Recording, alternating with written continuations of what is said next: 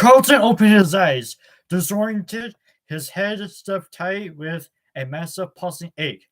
He was half sitting, stiffly propped against a wall, and he found he could not move his arms. His body was covered in little, random pieces of sharp pain and tingling numbness. He tried to shift away from the discomfort, but he was restrained somehow, and the little moves he could make just made new places hurt. He looked around the room, trying to get his bearings. It looked like a storage room. There were boxes along the walls, and discarded cans of paint and other cleaning supplies littered the floor. But there was more. There were piles of furry fabric everywhere. Carlton peered at them sleepily. He felt muzzy, like if he closed his eyes, he could just fall back asleep so easily. No. He shook his head hard, trying to clear and yelp. Oh no. He groaned as he throbbed and his head demanded attention and his stomach flipped. He clenched his jaw and closed his eyes, waiting for the pounding and nausea to recede.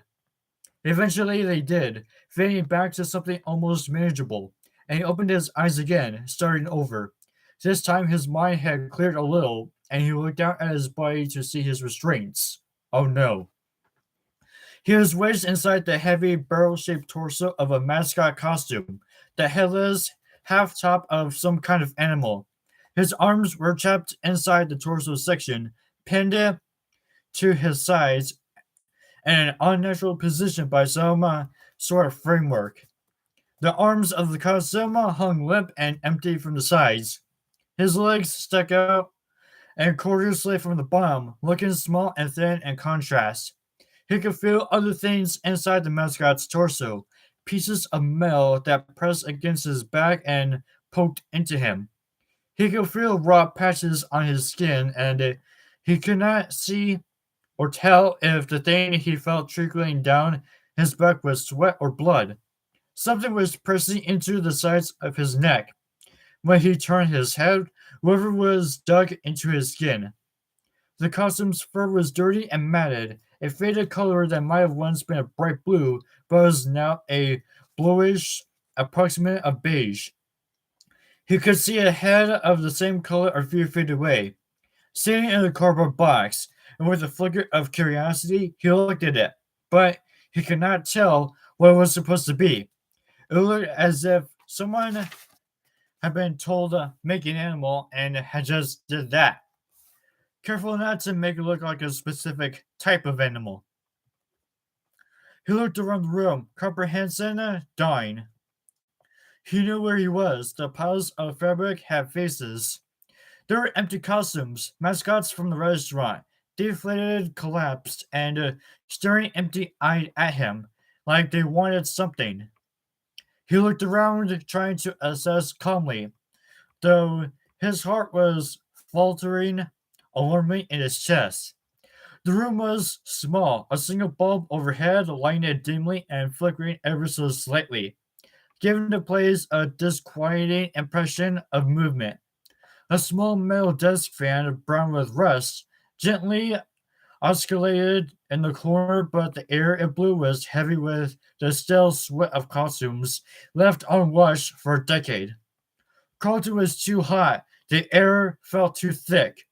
He tried to stand, but without his arms, he could not brace himself, and as he moved, he felt another violent wave of nausea, and a sudden angry urge of pain in his head.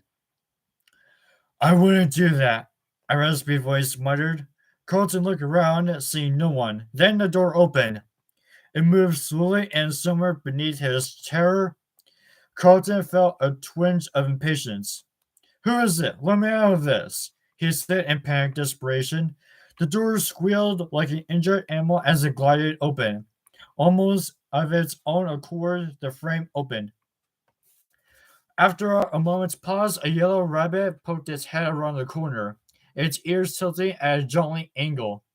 It was still for a moment, almost posing when it came into the bouncing walk, graceful with none of the stiff, mechanistic movements of the animatronic animal.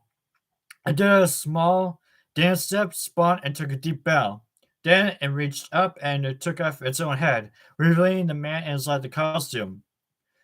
I guess I couldn't be surprised, Carlton said, his nerves triggering an automatic rise crack.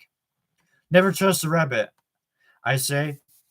It didn't make sense. It wasn't funny, but the words were coming out of his mouth without any input from his brain. He still felt sick. His head still ached, but he had a sudden visceral clarity. This is what happened to Michael. You are what happened to Michael. Don't speak, Dave said. Carlton opened his mouth to answer back, but the smart remark died on his tongue when he saw the guard's face. He had seemed to somehow faded when they met, depleted and ineffectual, but now, as he stood over Carlton in his absurd-looking rabbit costume, he looked different. His face was the same. Technically, his gaunt features and sunken eyes. His skin had seemed to have worn thin, ready to snap from strain, but now there was a mean, undeniable strength in him and a rodentine visuality that Carlton recognized. It had occurred that Carlton years before there were two types of nasty people. There were the obvious ones, like his sixth grade English teacher who yelled and threw erasers, or the kid in fifth grade who picked fights with some other children after school. That type was easy. Their offenses public, brutal, and undeniable. But then there was the other kind of petty tyrant.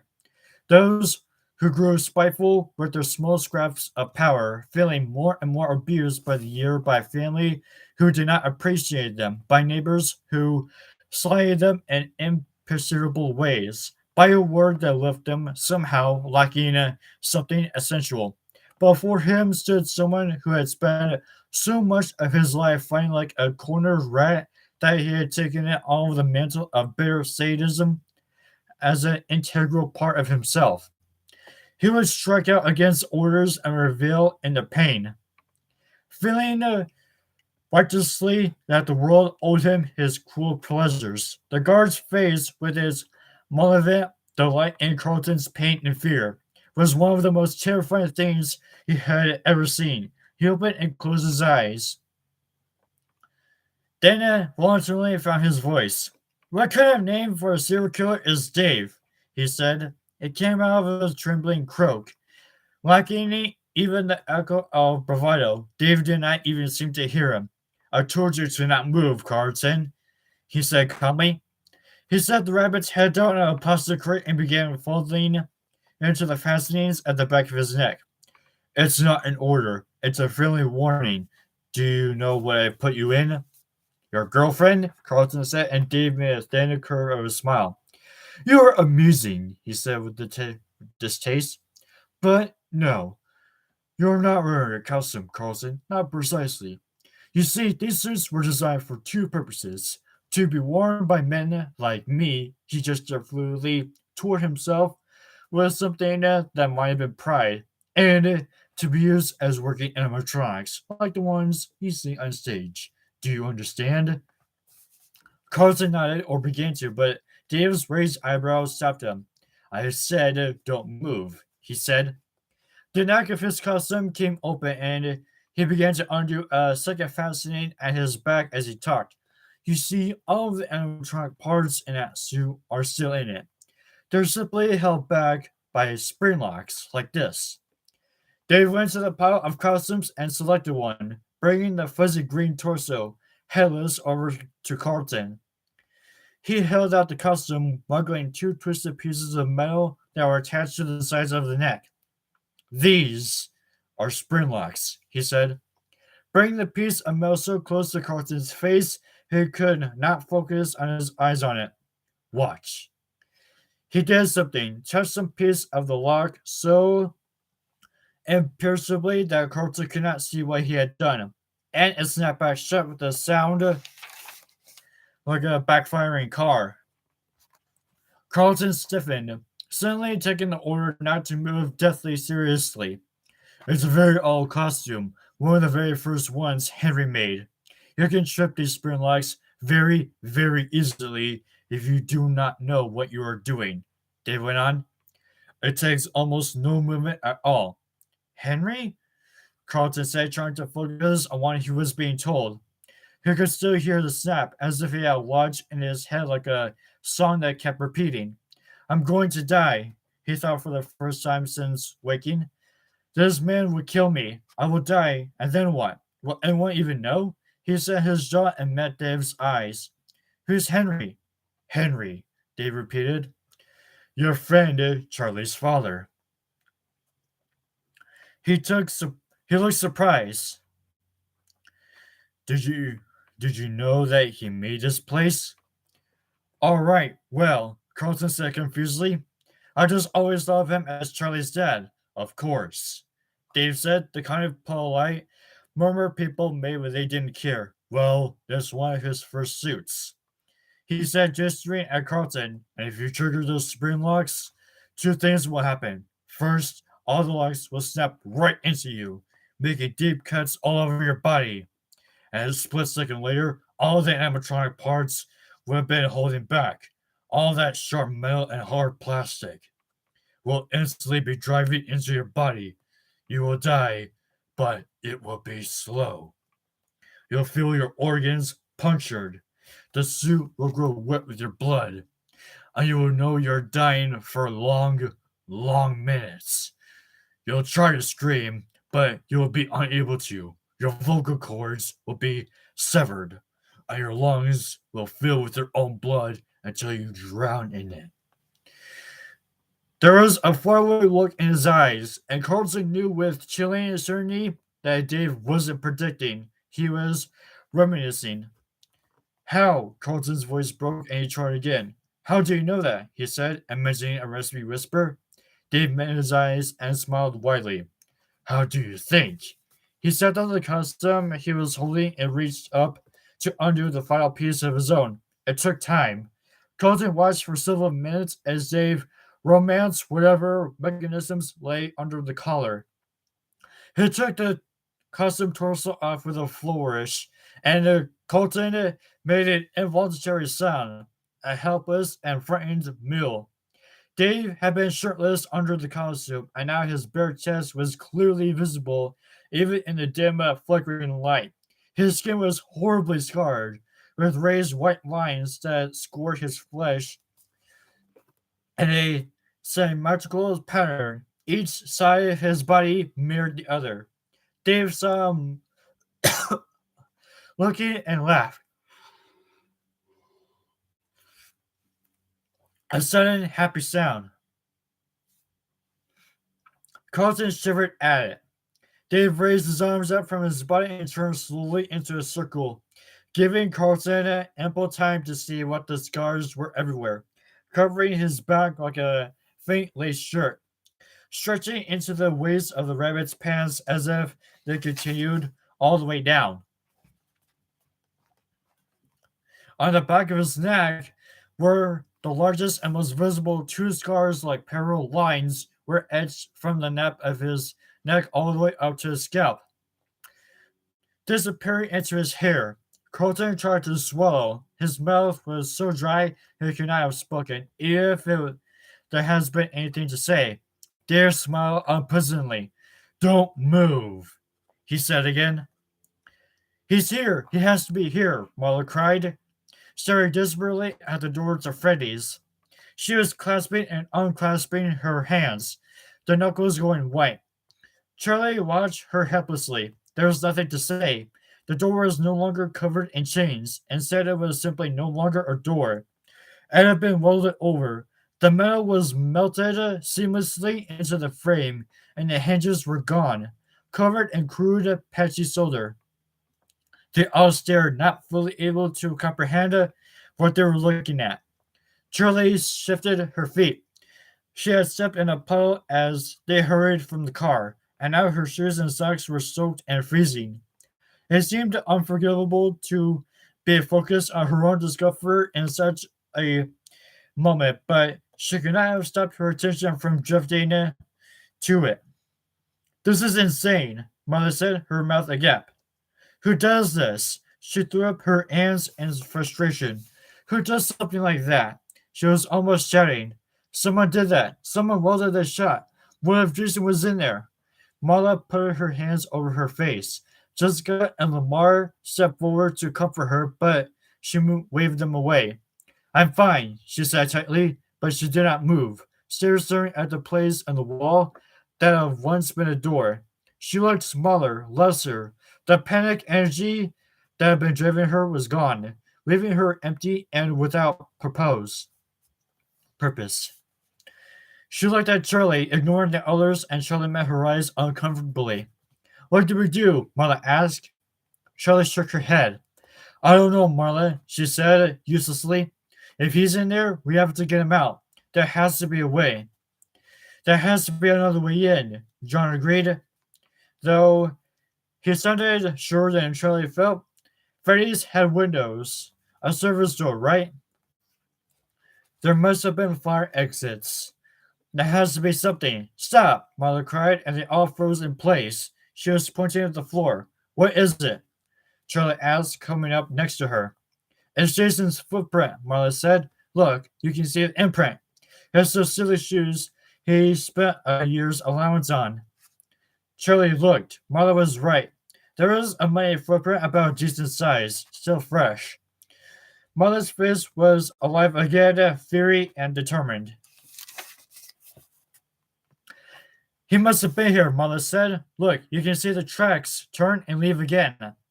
The door must have already been welded when he got here. He's probably still somewhere. Come on. Jason's tracks were heading further down the alley, into the darkness, and the group crouched low to the ground, following his trail. Charlie hung back, not really helping, but keeping an eye on the bobbing flashlight ahead. There's something she was forgetting, something she should know, something about Freddy's, noticing that she was apart. John let the others move ahead. You okay? He asked in a low voice, and Charlie shook her head. I'm fine, she said. Go ahead. He waited for her to say more, but she was staring ahead into the dark. Another way in. Found it. Jessica's voice pierced the dark, and Charlie came back to herself and jogged to catch up to the others. Lamar had the flashlight again, and he was aiming at it in an air vent close to the ground. The vent was old and rusty, and its covering lay flat to the ground amid scattered footprints and clumps of mud. Jason, what are you doing? Marla gasped and knelt beside the vent. What were you thinking? There was an edge to her voice, something teetering between panic and relief. We have to go after him, she said. Charlie watched, dubious, but did not say anything. It was John who spoke up. It's too small, he said. I don't think any of us will fit. Marla looked out at herself, then around at the others, one by one, calculating. Jessica, she said decisively, come on. What? Jessica looked at the side as if there might be another of her. I don't think I'll fit, Marla. You're the skinniest, Marla said shortly. Just try, okay? Jessica nodded and went to the vent, kneeling in the muddy wall for a moment and tried to squeeze in, but her shoulders barely cleared the space, and for a moment she pulled back, out of breath. Marla, I can't fit. I'm sorry, she said. You can fit, Marla said. Please, Jessica. Jessica looked back at the others, and then Charlie saw her face. It was almost white, harshly expressionless. She's claustrophobic, Charlie thought, but before she could speak, Jessica was back in the air vent, twisting herself, trying again to fit. Please, Marla said again, and Jessica shot back out like something had bitten her. I can't, Marla, she said, her breathing shallow and fast, as if she had been running to fall out. I don't fit. There has to be another way in. Charlie stepped in, reaching her arm between Marla and Jessica as though breaking up a fight. Charlie closed her eyes, trying again to remember.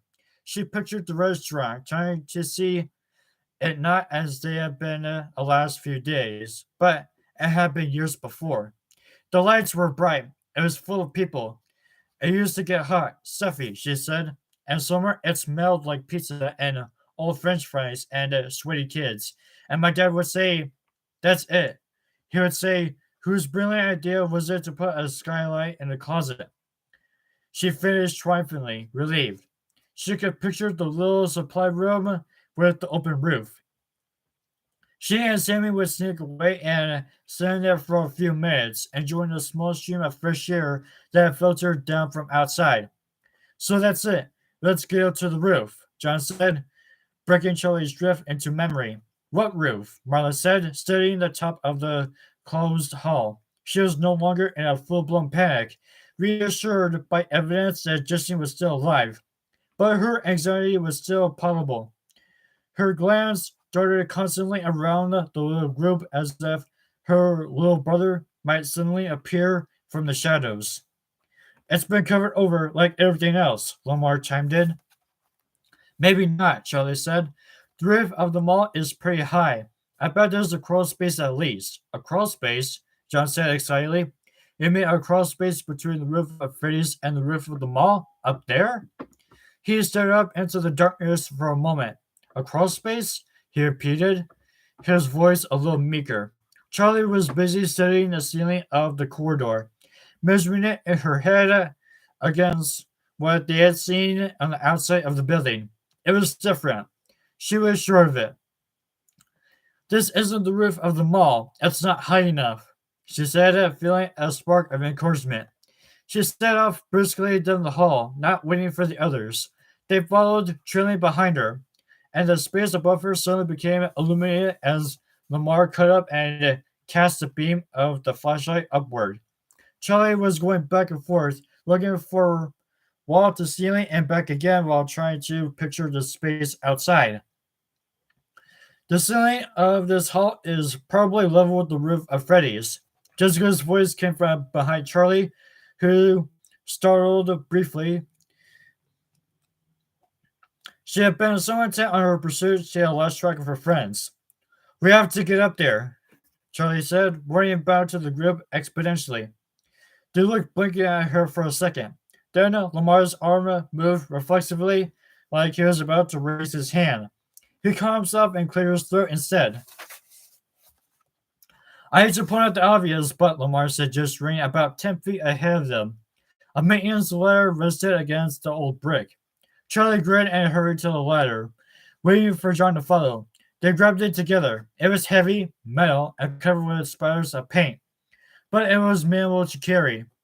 When Charlie had a firm grip on one side of the ladder, she turned her face back up to the ceiling, searching. There's probably a hole or a hatch or something, she said. A hole or a hatch or something? John echoed with a half smile as he lifted the other end of the ladder.